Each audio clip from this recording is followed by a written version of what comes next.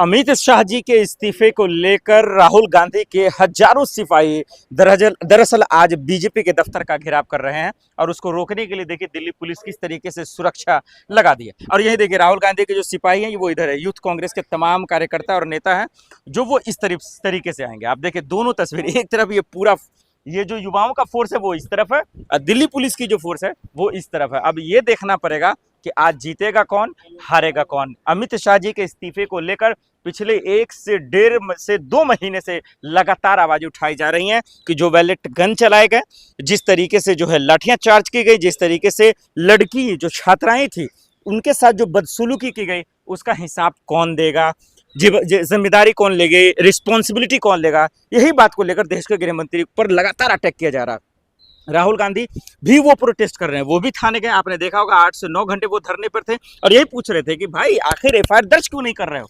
और उसके बाद पार्लियामेंट में भी यही पूछा जा रहा था कि 20 से 25 दिन हो गए, आखिर मोदी जी अमित शाह जी क्यों नहीं आ रहे थे। तो ये तमाम सवाल था जो जवाब पूछा जा रहा था कि आखिर ये लोग चाहते क्या है, क्यों जवाब नहीं लेना चाहते, रिस्पॉन्सिबिलिटी क्यों नहीं लेना चाहते। ये एक बवाल बच गया। अब आज देखना पड़ेगा कि बीजेपी दफ्तर घेरने जा रहा है, मुख्यालय घेरने जा रहा है, क्या इन्हें जाने दिया जाएगा, क्या जवाबदेही ली जाएगी या फिर इन लोगों को भी जो है लाठीचार्ज किया जाएगा, इन लोगों को भी अरेस्ट कर थाने में डाल दिया जाएगा, लेकिन मसले का हल नहीं निकला है। वो इसीलिए कि भाई कुछ भी हो जाए, ये जो अमित शाह जी के इस्तीफे का सवाल है वो उस पर डटे रहना है और उनको देना पड़ेगा, जिम्मेदारी लेनी पड़ेगी, रिस्पॉन्सिबिलिटी लेनी पड़ेगी कि आखिर गोलियां किसके कहने पर चलाई गई। ये एक बड़ा सवाल है कि तमाम लोग जो है नारे लगा रहे हैं कि क्या कहेंगे सर अमित शाह जी के इस्तीफे में, क्या कहेंगे सर आप। सबसे बड़ा सवाल ये हो गया है कि सरकार नजरअंदाज कर रही है आप लोग के सवालों को इस्तीफे के लेकर। देखिए सरकार अपनी जवाबदेही से बच रही है, पर ये राहुल गांधी के बब्बर शेर है, आंखों में आंखें डाल के सवाल करना जानते हैं। उनसे नहीं पता कि सदन में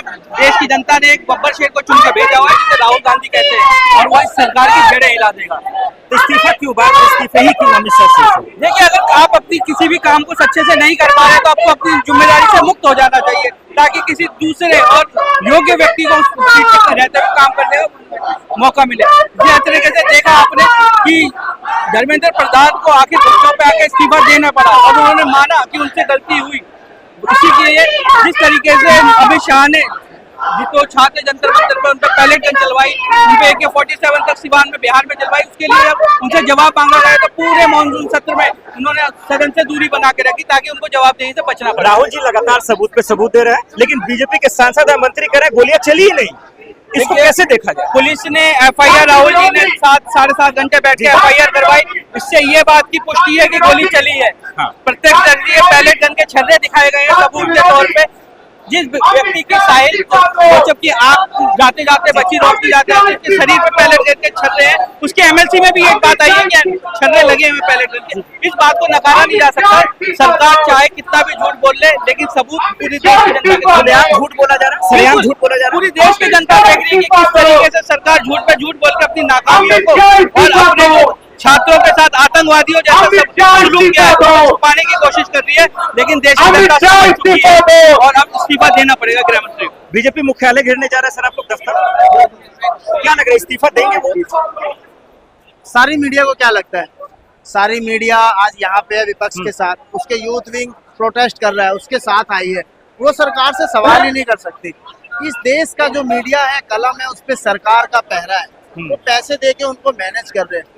वो मीडिया से पूछते हैं आपका सालाना टर्नओवर कितना है, तो वो बोलते हैं 600 करोड़। वो कहते हैं 1000 करोड़ लो मेरे साथ आओ।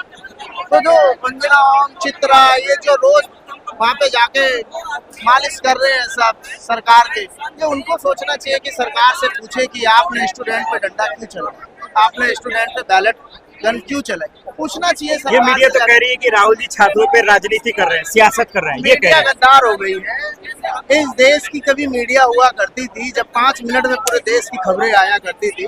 आज 1000 से ज्यादा यूट्यूब चैनल है, 1000 से ज्यादा नेशनल चैनल्स भी बन गए हैं।